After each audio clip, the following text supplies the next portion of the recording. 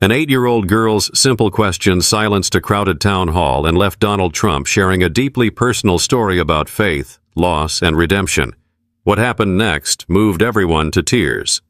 The church fellowship hall in Shreveport, Louisiana, buzzed softly with the sound of folding chairs scraping against the polished floor and murmured conversations. The space, usually reserved for Sunday potlucks and Bible study, had taken on an unusual air that evening. At the front of the room stood Donald Trump, his unmistakable presence filling the modest hall. His orange-tinted complexion and signature hand gestures were familiar to everyone, but tonight he was uncharacteristically subdued, perhaps sensing the gravity of the event. The audience was a mix of families, retirees, and local residents curious to hear what he had to say. But among the crowd, there was one figure who seemed out of place, not because of her size, but because of her quiet intensity. 8-year-old Lily, dressed in her best Sunday dress, clutched an old leather-bound Bible to her chest. It was a treasure passed down from her late grandmother, its pages worn and its gold lettering faded. Her mother, seated beside her, had whispered before they arrived, "You can ask him, but only if you're brave enough, and only if you truly mean it." Lily had nodded, her heart pounding in her chest. She had been rehearsing her question for weeks, scribbling it out in her notebook during recess and murmuring it to herself as she lay in bed at night. It wasn't a question born from childish curiosity, but one that weighed on her soul.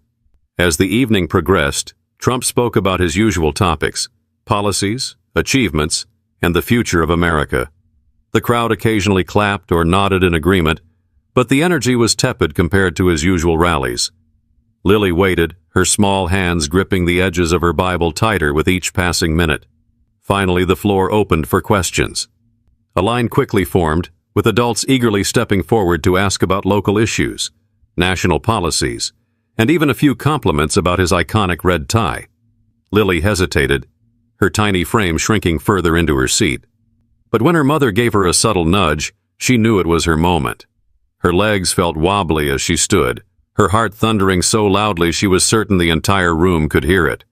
The line seemed endless, but as she inched forward, the room's chatter began to fade. People noticed her, the small girl with the oversized Bible clutched tightly to her chest. Whispers rippled through the crowd. When her turn came, Trump looked down at her, his expression momentarily softening. "And what's your question, young lady?" he asked, his voice surprisingly gentle. Lily swallowed hard, gripping her Bible so tightly her knuckles turned white. Then, with a voice that trembled but refused to break, she asked the question that had been echoing in her heart for months. "Mr. Trump, what does God mean to you?" The room fell into an immediate and complete silence. Eyes darted between the girl and Trump, the weight of her question pressing down on everyone like a tangible force. For a man known for his rapid-fire answers, Trump didn't respond right away.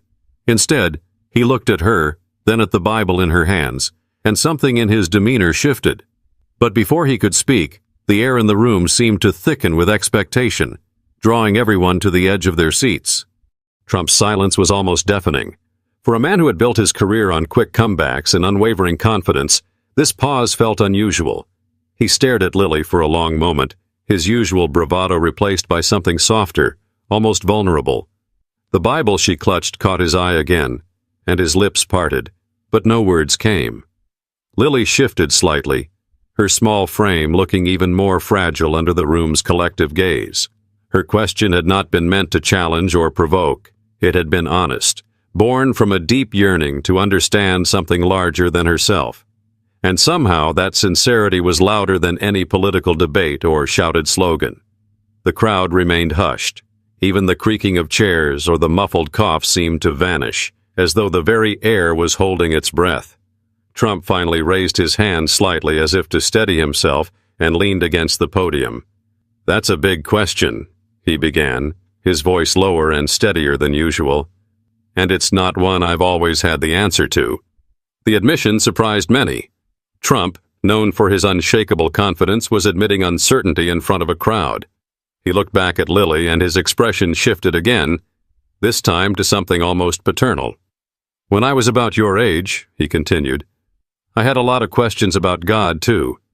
My parents would take me to church every Sunday. I remember sitting in those pews, staring at the stained glass windows, wondering if God was even listening to me. He paused again, this time glancing out at the audience as though gauging their reaction. His hand rested on the edge of the podium, fingers tapping lightly against the wood.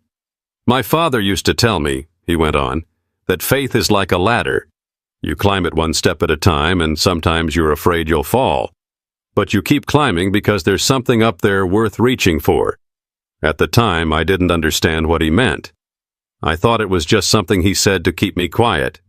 A faint chuckle rippled through the audience, breaking the tension just slightly. Lily, however, didn't smile. Her eyes remained fixed on him, waiting for the real answer she had asked for. Trump leaned forward slightly, his tone softening even more. But as I got older, life threw a lot of challenges my way. I faced losses, failures, and moments where I wasn't sure if I could keep going. In those times, I didn't always feel like God was with me. Sometimes I was angry at him. Other times I thought maybe he'd given up on me altogether. The room remained captivated. It wasn't the usual polished rhetoric or rehearsed lines they were used to hearing. This was something raw, something real. But I'll tell you this, Trump said, his voice firming up slightly. Even in my worst moments when I thought I was alone, I realized that faith wasn't about always having the answers. It's about believing that, even when you don't see the whole picture, there's a purpose. There's something greater at work. He glanced back at Lily, whose grip on the Bible had loosened slightly. Her wide eyes glistened under the fluorescent lights. And God, to me, he said slowly, is that purpose. He's the reminder that even when we fall, even when we fail, we're not done. He's the one who keeps telling us to climb the ladder, even when it feels like it's going to break. But before the weight of his words could fully sink in, Lily's eyes welled up with tears, and the crowd began murmuring softly, sensing that something extraordinary was unfolding. Lily's tears came quietly at first, a single drop sliding down her cheek as she clutched her grandmother's Bible tighter against her chest. But then, as Trump's words lingered in the air, her shoulders began to tremble. The crowd noticed, their whispers growing louder, yet no one dared interrupt the moment. Her mother leaned over, instinctively placing a comforting hand on her back. "It's okay, sweetheart," she whispered softly, but Lily shook her head. This wasn't sadness, it was something far deeper. Trump had spoken words she hadn't known she needed to hear, and in doing so he had touched a part of her young heart she had long guarded. Trump seemed to notice her reaction and took a step away from the podium, his face uncharacteristically subdued. "What's your name?" he asked gently. Lily, she stammered, her voice barely above a whisper. "That's a beautiful name," he said with a faint smile. "You know, Lily, sometimes the simplest questions are the hardest ones to answer. And sometimes those questions remind us of what really matters." Lily nodded, her tear-filled eyes never leaving his. "My grandma used to say that too," she said softly. "She said God is always listening, even when you don't hear him." Trump's expression flickered with something unspoken, a mix of admiration and understanding. He took a deep breath, turning his attention back to the crowd. "You know, this little girl just asked a question that most adults are too afraid to ask. What does God mean to us? It's not an easy question because it makes us look inward. It makes us face our fears, our doubts, and our flaws." The room was utterly still, the weight of his words pressing down on everyone. For a moment it felt as though Lily wasn't just a little girl with a Bible. She was a symbol of something much bigger. Her courage had shifted the tone of the entire evening, transforming it from a routine town hall into a deeply personal reflection on faith and humanity. Trump continued, his voice steady but softer than before. "We live in a world where we're always looking for answers outside of ourselves. We think power, success, or money will fill the gaps, but they don't. The real answers are the ones that make us uncomfortable, the ones that make us ask, what do I stand for? What do I believe in? And who am I when no one else is looking?" He paused, his gaze returning to Lily. "Thank you for reminding me of that, Lily. You're wiser than most adults I know." The crowd erupted into soft applause, but Lily didn't seem to notice. Her tears had stopped, replaced by a look of quiet pride. She wiped her cheeks with the sleeve of her dress and looked up at her mother, who smiled back at her with glistening eyes of her own. But as the applause subsided, Trump's tone shifted once more, hinting that this conversation was far from over and that the room was about to be pulled even deeper into his story. The room grew quieter still, as though the air itself was waiting for Trump's next words. He shifted slightly at the podium, his eyes scanning the crowd before resting back on Lily. There was a heaviness in his expression, a weight that seemed to come from somewhere deeper than politics or public life. "When I was a young man," Trump began, his voice softer now, "there was a time I thought I had it all figured out. I had ambition, plans, and the drive to succeed. But there was one moment in my life, just one, that made me realize how little control I actually had." He paused, letting the words sink in. The crowd leaned forward, their curiosity palpable. Trump rarely opened a window into his personal life, and now it seemed he was about to. "My brother, Fred," he continued. "He was one of the kindest, most genuine people I've ever known. He had a light about him, a goodness that I couldn't quite understand at the time. But Fred struggled. He had his demons, and no matter how much my family and I tried to help him, it wasn't enough."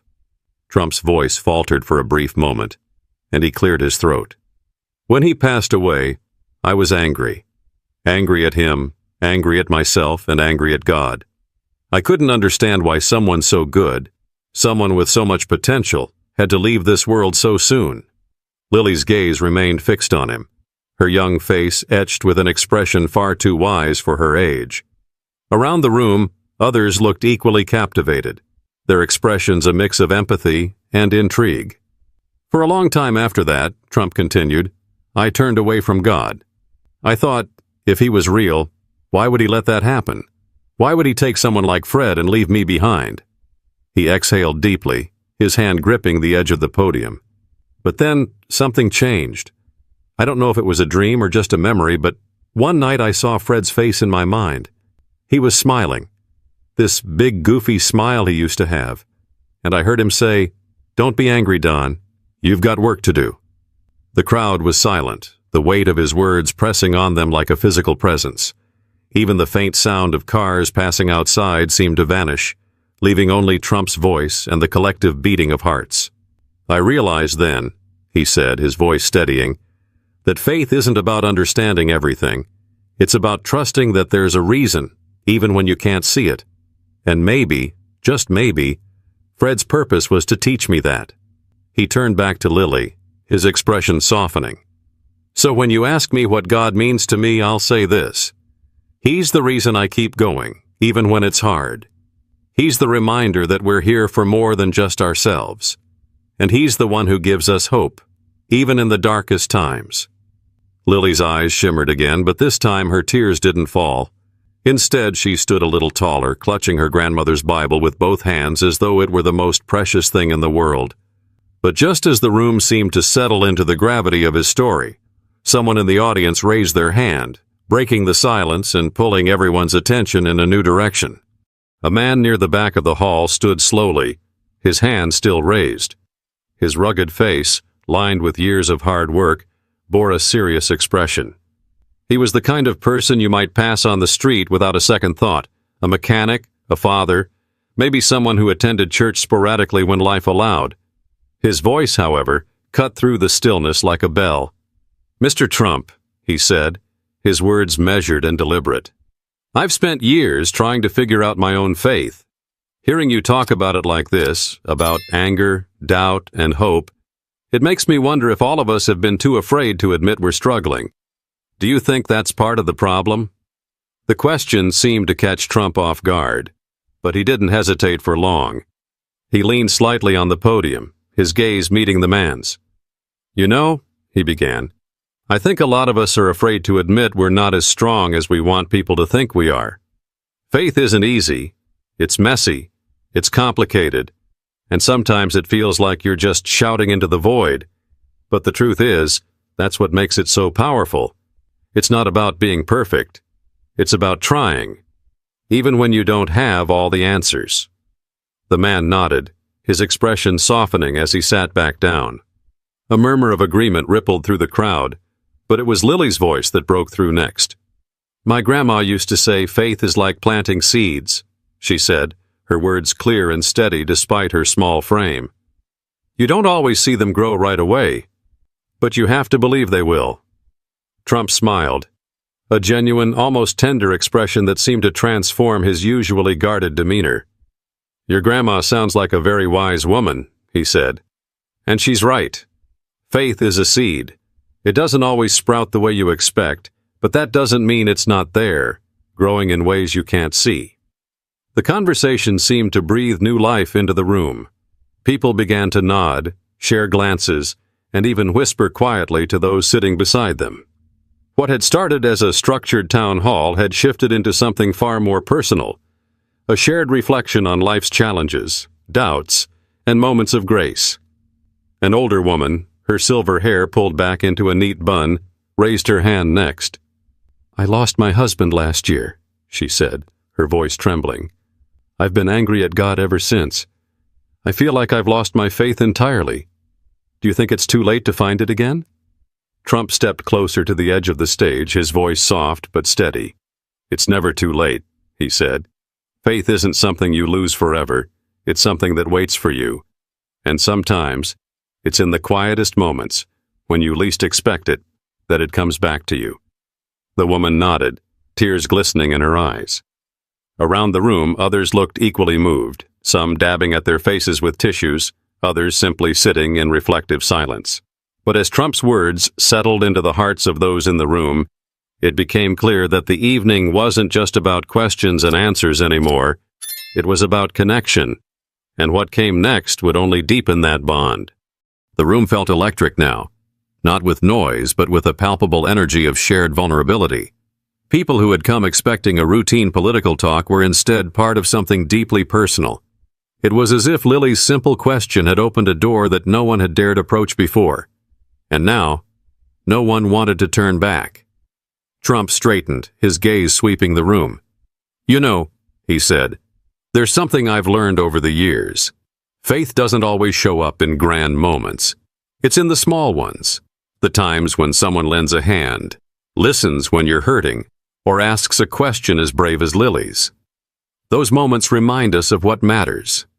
The audience was silent, hanging on every word. Trump's voice, so often commanding and unyielding, now carried a humility that struck a chord. He gestured toward Lily. This little girl reminded me tonight that faith isn't just something we talk about. It's something we live. And when we live it, it spreads. At that, Lily smiled faintly, her cheeks still flushed from earlier. Her mother pulled her close, whispering something in her ear that made the girl's smile widen just a bit more. Trump's tone grew firmer. We're living in a time when it feels like the world is pulling us apart. Politics, opinions, differences. But faith? Faith has the power to bring us together. It's not about being the same. It's about understanding that we're all climbing that same ladder, one step at a time, no matter how different our paths look. A ripple of applause began, slow at first but gaining momentum. People stood clapping not just for Trump but for the moment itself, for the courage it had taken Lily to ask her question, and for the answers it had drawn out of everyone in the room. As the applause subsided, Trump leaned in one last time. So tonight, I'll leave you with this. Ask yourselves what faith means to you, and don't be afraid of the answer, no matter how uncertain it might be, because faith isn't about knowing, it's about believing. He paused, letting the weight of his words settle before adding, and if you found something tonight that touched you, hold on to it. Let it grow, and share it with the people who need it most. The room erupted in applause again, but this time it was punctuated with hugs, handshakes, and even a few tears. Strangers who had entered the hall with little more than polite nods now lingered, exchanging smiles and stories. It was as if a collective weight had been lifted, replaced by a quiet hope. Lily, now standing with her mother, watched Trump step away from the podium. He walked over to her, kneeling slightly so they were eye to eye. "Thank you, Lily," he said, his voice low but sincere. "You've got more courage than most people twice your age. Don't ever lose that." She nodded, her small hand extending to shake his. "Thank you, Mr. Trump," she said, her voice steady now, for answering. Trump stood, giving her a faint smile before turning back to wave at the crowd. As he exited, the room remained alive with chatter, the people clearly changed by what had just unfolded. Lily looked up at her mother, her voice soft but determined. "Grandma would have been proud, wouldn't she?" Her mother smiled, tears welling in her eyes. "She would have been more than proud, sweetheart. She would have been amazed." As the hall slowly emptied, the lingering message was clear. Sometimes the bravest questions lead to the most unexpected answers, and in those answers we find the pieces of ourselves we didn't know were missing. If this story touched your heart, take a moment to reflect on your own faith and share it with someone who might need it today. And don't forget to subscribe to our channel for more stories that inspire, challenge, and bring us closer together.